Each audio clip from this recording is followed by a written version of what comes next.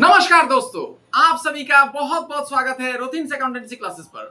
दोस्तों, पिछला वीडियो में मैंने आप लोगों को एमालगमेशन एंड एक्सटर्नल रिकंस्ट्रक्शन का एक एडवांस लेवल का प्रैक्टिकल प्रॉब्लम सॉल्व करके दिखाया था।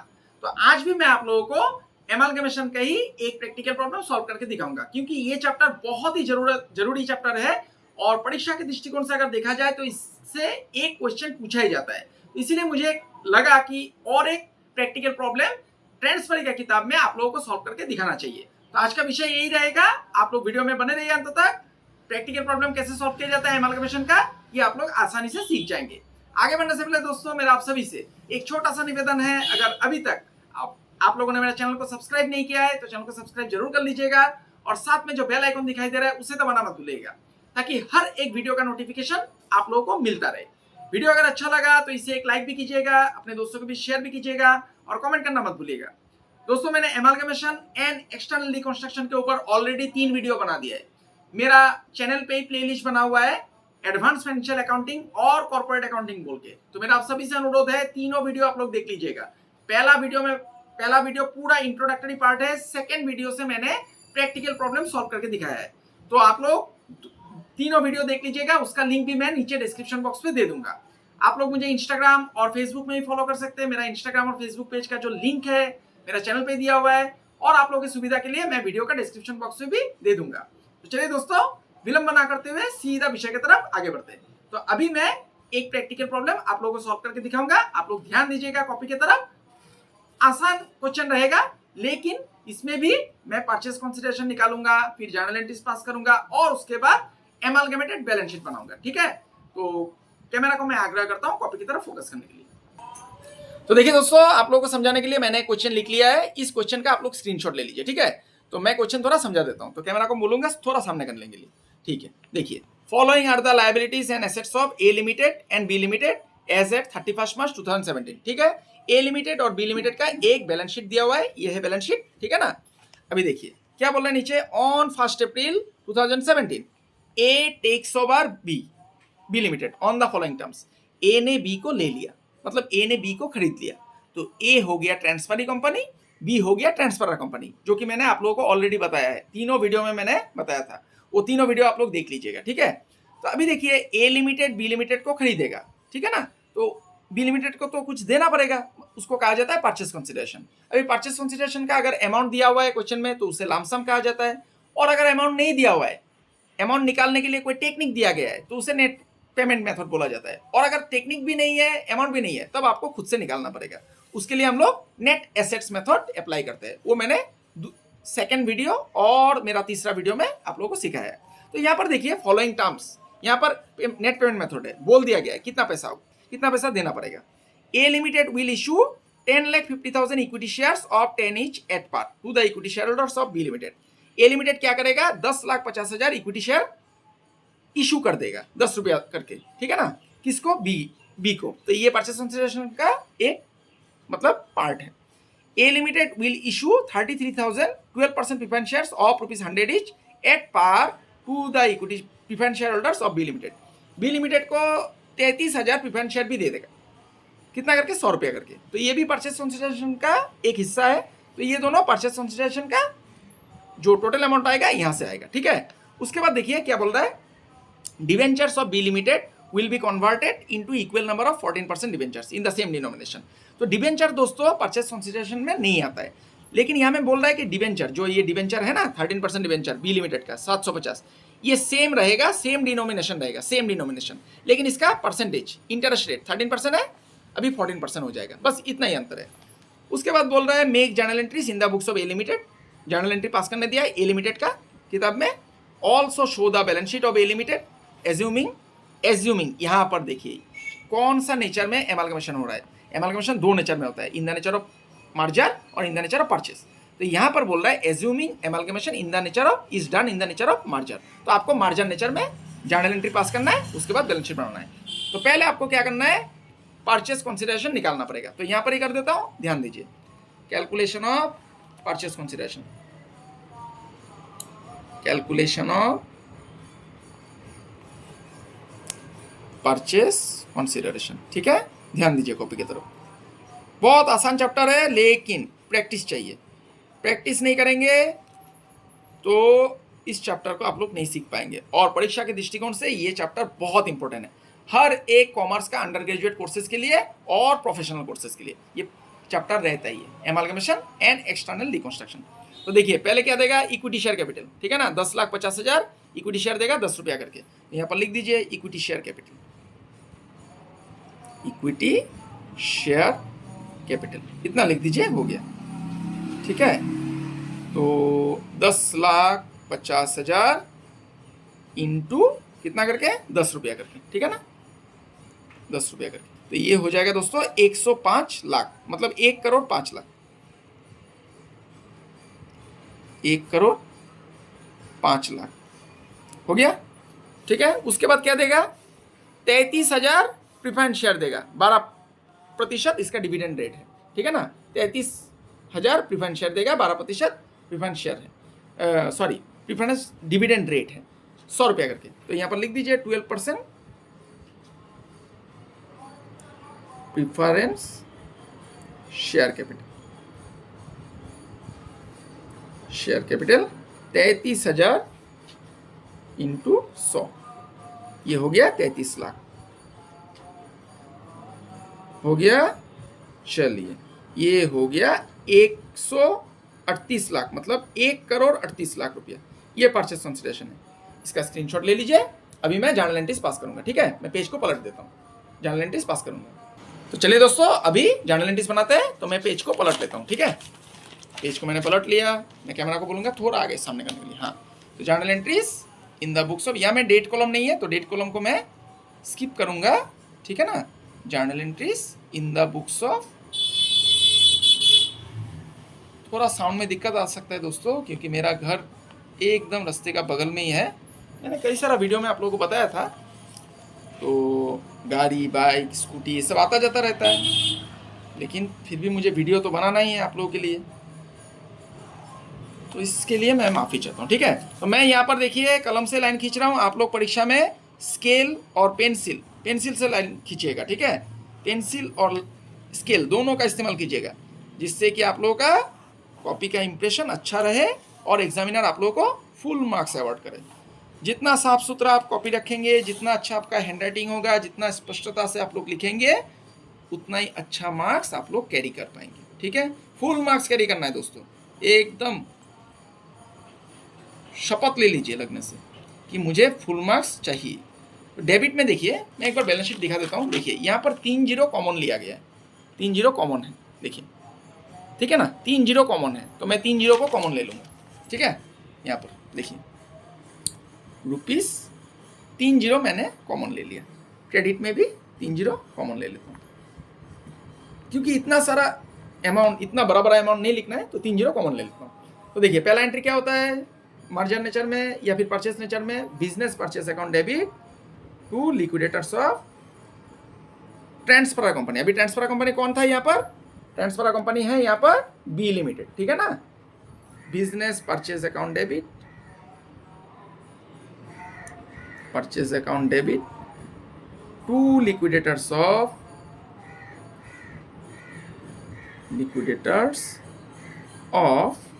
B limited account. यहाँ पे कौन सा अमाउंट लिखना है, परचेज कंसिडरेशन का, ठीक है ना। तो परचेज कंसिडरेशन कितना निकला, देखिए 1,38,00,000, 1,38,00,000 निकला, मतलब 3 जीरो आपको कॉमन तो हम लोगों ने ले लिया है, 3 जीरो आपको छोड़ना है, 13,800 लिखना है, ये 3 जीरो छोड़ दीजिए, 13,800 लिखना है, ठीक है। यहाँ पर देखिए 13,800 हो गया, 13,800। नरेशन लिखना है बीइंग परचेज कंसिडरेशन ड्यू, बस इतना लिखने से हो गया, being purchase consideration due, consideration हो गया। पहला एंट्री हो गया। उसके बाद दूसरा एंट्री में क्या करना है, एसेट्स और लायबिलिटीज। एसेट सब लेगा, सभी एसेट लेगा, लेकिन फिक्टिशियस एसेट को नहीं लेना है, और लायबिलिटीज में सिर्फ थर्ड पार्टी लायबिलिटीज लेगा, मतलब करंट लायबिलिटीज, ठीक है ना। तो चलिए एसेट क्या क्या है देख लेता हूँ। क्वेश्चन में देखिए फिक्स्ड एसेट किसका लेगा, बी लिमिटेड का, ठीक है ना। बी लिमिटेड का 14,190 है फिक्स्ड एसेट, और करंट एसेट है 5,910, तो ये दोनों को ले लीजिए। Fixed assets account debit, fixed assets account debit 14190 था, ठीक है ना। फिर है current assets account debit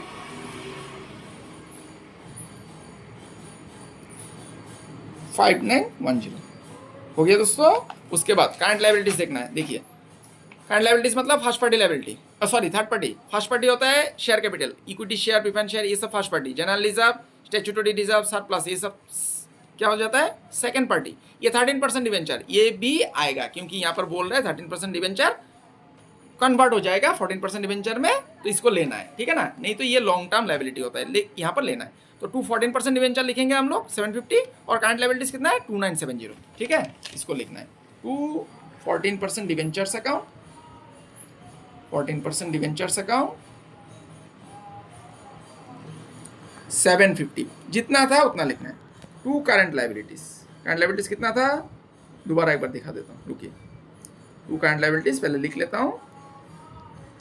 liabilities account कितना है दोस्तों, देखिए 2970, और डिवेंचर कितना था 750। 2970 अभी लिख देता हूँ, 2970 हो गया। इसके बाद क्या लिखना पड़ता है, टू बिजनेस परचेस। यही बिजनेस परचेस दोबारा आएगा, क्योंकि इसको तो कैंसिल होना है, डेबिट और क्रेडिट बाद में जाके कैंसिल हो जाता है। To business purchase account, business purchase account कितना है 13,800। अभी देखिए यहां पर खेल क्या है, अगर डेबिट साइड ज्यादा होता है तो क्रेडिट में जनरल रिजर्व आएगा, और क्रेडिट साइड ज्यादा आता है तो डेबिट में जनरल रिजर्व आएगा, या फिर रिजर्व। तो क्वेश्चन में तो हम लोग का जनरल रिजर्व है, देखिए जनरल रिजर्व है, तो हम लोग जनरल रिजर्व में ट्रांसफर करेंगे जो बैलेंसिंग फिगर आएगा। और अगर दोनों साइड इक्वल हो जाता है तो कुछ नहीं करना है, कोई छेड़खानी मत कीजिए।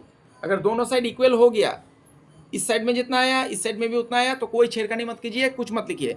लेकिन क्रेडिट ज्यादा हुआ तो डेबिट में बैलेंसिंग फिगर होगा जनरल रिजर्व, और डेबिट ज्यादा होगा तो क्रेडिट में होगा बैलेंसिंग फिगर जनरल रिजर्व। तो मैं कैलकुलेटर का इस्तेमाल करूंगा। देखिए मैंने कैलकुलेटर निकाल लिया, अभी मैं डेबिट साइड को जोड़ता हूं पहले, ठीक है। कितना है 14190, 14190 190 प्लस 5910 ये हो गया दोस्तों 20,100, ठीक है। 20,100 इसको याद रखिए, 20,100। फिर यहाँ पर कितना है 750, फिर 2970, फिर हो गया 13,800। यहाँ पर देखिए 17,520, तो डेबिट में ज़्यादा है, तो डेबिट से क्रेडिट को माइनस कर दीजिए। 20,100 कितना है 2580, 2580 हम लोग को क्या लिखना है, जनरल रिजर्व में ट्रांसफर कर देना है। ये बैलेंसिंग फिगर हो गया, ठीक है। टू जनरल रिजर्व अकाउंट, इसको आप लोग BF भी लिख सकते हैं, बैलेंसिंग फिगर, ठीक है ना। तो यहां पर नरेशन क्या होगा, being assets and liabilities taken over, and liabilities taken over हो गया। चलिए अभी अंतिम एक एंट्री बच गया, क्या, परचेस कंसिडरेशन पेमेंट करना है। परचेस कंसिडरेशन कैसे देगा दोस्तों, इक्विटी शेयर और प्रेफरेंस शेयर देगा, क्योंकि हम लोग परचेस कंसिडरेशन में निकाला था, यहाँ पर निकाला था ना। देखिए इक्विटी शेयर देगा 10,000, ये 30 को काट देना है, और यहाँ पर 3300 30 काट देना है, ठीक है ना। 12% प्रेफरेंस शेयर, तो दीजिए परचेस कंसिडरेशन क्या हो जाएगा entry, liquidators of B limited account debit to equity share capital account, ठीक है। Equity share capital account to 12% preference share capital account, तो आपको 30 तो काट देना है, ठीक है ना। 12% प्रेफरेंस शेयर कैपिटल अकाउंट, ठीक है। तो 30 मैं कॉमन ले लूंगा, यहाँ पर 30 तो कॉमन लिया ही हुआ है, तो 10,500 हो जाएगा, ये हो जाएगा 3300, ठीक है। 10,500 और यहाँ पर हो जाएगा 3300, दोनों को जोड़ने से कितना आएगा दोस्तों 13,800। नरेशन लिख दीजिए, being purchase consideration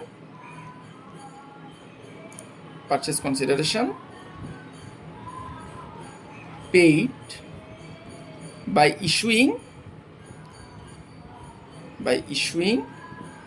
equity shares and preference shares, ठीक है ना। चलिए ये तो हो गया, ये जर्नल दोस्तों कंप्लीट है। इसका आप लोग स्क्रीनशॉट ले लीजिए। एक बार मैं कैमरा को बोलूँगा थोड़ा ऊपर करने के लिए, इससे कि आप लोग स्क्रीनशॉट ले पाए। ठीक है, यहाँ तक जर्नल है। रुकिए, मैं कैमरा थोड़ा ब्लर आ रहा है। हाँ, अभी ले लीजिए। ठीक है, हो गया जर्नल। अभी चलिए बैलेंस शीट बनाते हैं। ठीक है ना, तो पेज को मैं पलट लेता हूँ। बैलेंस शीट दोस्तों कंपनीज का फॉर्मेट में होगा। यहाँ पर ध्यान दीजिए, बैलेंस शीट ऑफ, तो देखिए इसमें क्या हो रहा है, ए लिमिटेड का बैलेंस शीट बनाना है। ठीक है ना, balance sheet of A limited as on 31 March 2017 date था। ठीक है, क्वेश्चन में एक बार दिखा दूंगा आप लोगों को, 31 मार्च 2017। तो मैं लाइन खींच लेता हूँ, कंपनीज का फॉर्मेट आपको फॉलो करना है। तो मैं तो पूरा फॉर्मेट फॉलो नहीं करूँगा, लेकिन उसी के मुताबिक जाऊँगा। आप लोग एक एक जो मतलब हेडिंग होता है उसको भी दीजिएगा। ठीक है ना, equity and liabilities, reserves and surplus, ये सब हेडिंग दीजिएगा, जिससे कि आप लोग का इंप्रेशन अच्छा पड़े। अभी तो मुझे समझाना है, तो नहीं तो वीडियो बहुत लंबा हो जाएगा। तो इसलिए मैं जो हेडिंग है वो सब नहीं दूंगा, लेकिन फॉर्मेट को मैं मेंटेन करूंगा। देखिए दोस्तों, ये बैलेंस शीट बन रहा है किसका, ए लिमिटेड का। ए लिमिटेड ने बी लिमिटेड को खरीद लिया, मतलब बी लिमिटेड का पूरा बिजनेस को उसने ले लिया। बिजनेस लेना मतलब क्या होता है, बैलेंस शीट ही ले लेना। तो हम लोगों को अभी क्या करना है, क्वेश्चन का बैलेंस शीट में से सिर्फ ए लिमिटेड का बैलेंस शीट देखना है, ए लिमिटेड का, बी का नहीं देखना है, क्योंकि बी को तो ले लिया ए ने। बी का नहीं देखना है, सिर्फ ए का देखना है और ए का जर्नल देखना है। तो जर्नल में मैंने आप लोगों को सिखाया था, एसेट अगर जर्नल में डेबिट होता है, एसेट अगर जर्नल में डेबिट होता है तो प्लस होगा, और एसेट क्रेडिट होने से माइनस। और लायबिलिटीज उल्टा होगा, अगर लायबिलिटीज बचा हुआ है, क्रेडिट अगर हो गया है जर्नल में तो प्लस होगा, और लायबिलिटीज अगर डेबिट होता है तो माइनस होगा। तो इसको ध्यान में रखना है। ठीक है, एक एक आइटम मैं देखूंगा यहाँ पर। देखिए पहला item, equity share capital ₹10 each, इसका कितना है, 24,000। ठीक है, पहले मैं लिखूंगा यहाँ पर liabilities equity share capital, equity share capital ₹10 each, यहाँ पर लिख दिया मैंने। कितना था दोस्तों, 24,000। इसको मैं अंदर में लिखूंगा, ये 3 जीरो कॉमन है। हाँ, यहाँ पर 3 जीरो कॉमन, इसको भी ब्रैकेट दे दीजिए, 24,000। अभी देखिए जर्नल में इक्विटी शेयर कैपिटल है कि नहीं, देखिए है, क्रेडिट में बचा हुआ है, और तो इक्विटी शेयर कहीं पर नहीं है। तो लायबिलिटीज है, इक्विटी शेयर क्रेडिट में है, तो क्रेडिट में अगर लायबिलिटीज रहता है तो प्लस होता है, अगर बचा हुआ है और डेबिट में रहता है तो माइनस करना पड़ता है। तो देखिए कितना है, 10,500। इसको क्या करना है, जोड़ना है, प्लस 10,500, 10,500। ये कितना हो जाएगा, 34,500 हो गया। नेक्स्ट आइटम देखिए बैलेंस शीट का, 12% प्रीफरेंस शेयर कैपिटल, इसका तो कुछ है ही नहीं। देखिए ए का तो कुछ है नहीं। अभी सिर्फ आपको देखना है, 100 रुपये करके ईच है, सिर्फ देखना है जर्नल में है कि नहीं। जर्नल में है, देखिए 12% प्रीफरेंस शेयर कैपिटल, और कहीं पर नहीं है।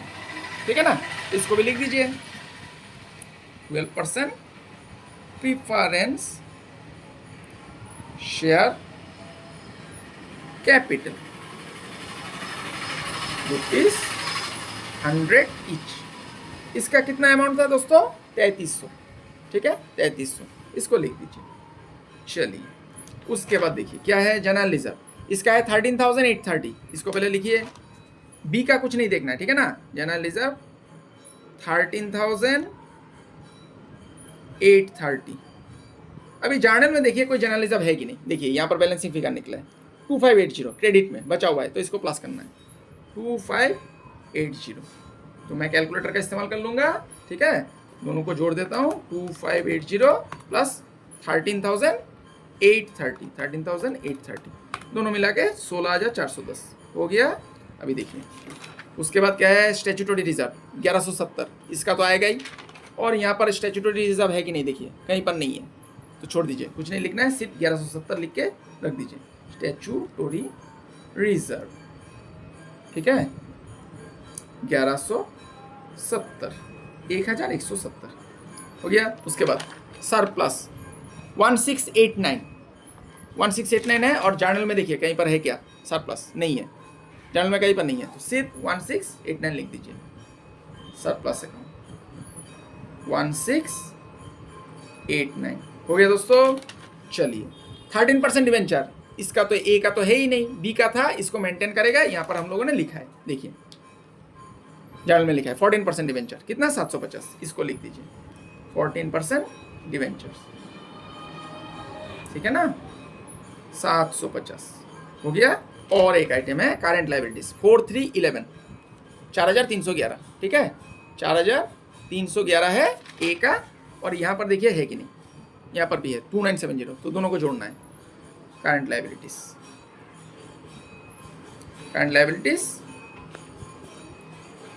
4311 प्लस 2970 हो गया। दोनों को जोड़ दीजिए, कैलकुलेटर मैंने निकाल लिया, 4311 प्लस 2970, दोनों को जोड़ने से 7281 हो गया। तो लायबिलिटीज तो क्वेश्चन का सभी आ गया। जर्नल में एक बार देख लेता हूँ कुछ बचा है कि नहीं। बिजनेस परचेस ये डेबिट हुआ, ये बिजनेस परचेस क्रेडिट हो गया, कैंसिल। लिक्विडेटर डेबिट हुआ, यहाँ पर यहाँ पर क्रेडिट हुआ, यहाँ पर डेबिट हुआ, कैंसिल। लायबिलिटीज सभी आ गया, ये भी आ गया, इक्विटी शेयर, ये सब भी लायबिलिटीज आ गया। सिर्फ बचा हुआ है अभी एसेट। तो चलिए एसेट साइड बनाते हैं। यहाँ पर मैं लाइन को क्लोज कर देता हूँ। फिक्स पहले है एसेट में क्या, फिक्स्ड एसेट। तो पहले देखना पड़ेगा फिक्स्ड एसेट ए का कितना है, ठीक है ना, बैलेंस शीट में से ए का कितना है देख लीजिए एक बार क्वेश्चन में, 33,000, ठीक है, 33,000 है ए का 33,000 ए का लिख दीजिए। और जर्नल में बचा हुआ है कितना, देखिए जर्नल में भी है 14,190, डेबिट हुआ है, एसेट डेबिट होने से प्लस होता है 14,190, तो ये दोनों जोड़ने से कितना हो जाएगा 47,190 हो गया। फिर देखिए करंट एसेट्स 12,000 इसका है, और जर्नल में देखिए 5910, तो दोनों को लिख दीजिए जोड़ के, 12,000 प्लस 5910, ठीक है ना। ये देखिए 5910 कहाँ था, ये 5910, ठीक है। करंट एसेट्स, ये मैंने करंट लिख दिया दोस्तों, ये करंट एसेट्स होगा, ठीक है। इसको थोड़ा सुधार दीजिए, करंट एसेट्स हो गया। तो ये 17,910। अभी सब कुछ तो हो गया, मैं लाइन खींच देता हूं। अभी दोनों साइड जोड़ के इक्वल आना है। अगर इक्वल आ गया तो हम लोगों का जर्नल एंट्रीज भी सही था, अकाउंटिंग ट्रीटमेंट जो भी एडजस्टमेंट दिया सब कुछ सही हम लोगों ने किया है। और अगर दोनों साइड इक्वल नहीं आया तो आपको देखना पड़ेगा आपने कहाँ पर गलती किया है, उस गलती को आपको संशोधन करना पड़ेगा, ठीक है ना। तो आशा करता हूँ हम लोगों का बैलेंस शीट मैच करेगा, ठीक है। तो मैं अभी जोड़ने जा रहा हूँ, देखिए। तो लायबिलिटी साइड में कितना कितना है, 34,500 plus 3,300 plus 16,410 plus 1,170 plus 1,689 plus 750, फिर आ गया 7,281, 65,100 लिख देता हूँ, चलिए देखा जाएगा जो होगा। 65,100 ये मैंने लिख दिया। इस साइड को भी जोड़ता हूँ, 47,190 फिर 17,910, ये देखिए 65,100, दोनों साइड मैच कर गया 65,100। तो ये था बैलेंस शीट। तो हम लोगों का जर्नल एंट्रीज भी सही है, सभी एडजस्टमेंट हम लोगों ने सही रूप से किया है। तो ये बैलेंस शीट का आप लोग स्क्रीनशॉट ले लीजिए, ठीक है। चलिए 3। तो आशा करता हूं दोस्तों आज का क्लास आप लोगों को समझ में आया है। आज मैंने और एक क्वेश्चन ट्रांसफर का किताब में करके आप लोगों को दिखाया है, जिसमें कि जर्नल एंट्रीज भी था, परचेस कंसीडरेशन भी मैंने आप लोगों को नेट पेमेंट मेथड में कैसे निकाला जाता है ये सिखा दिया, और साथ में बैलेंस शीट भी बना करके दिखाया है। अगला वीडियो में मैं आप लोगों को ट्रांसफर का किताब में क्या क्या जर्नल एंट्रीज होता है और ट्रांसफर का किताब में क्या क्या अकाउंट्स बनाना पड़ता है सब मैं आप लोगों को सिखाऊंगा। तो बने रहिए मेरे साथ। तब तक के लिए मैं ईश्वर से प्रार्थना करता हूं आप सभी स्वस्थ रहे, सुरक्षित रहे और खुश रहे। आज के लिए इतना ही दोस्तों, बहुत बहुत धन्यवाद।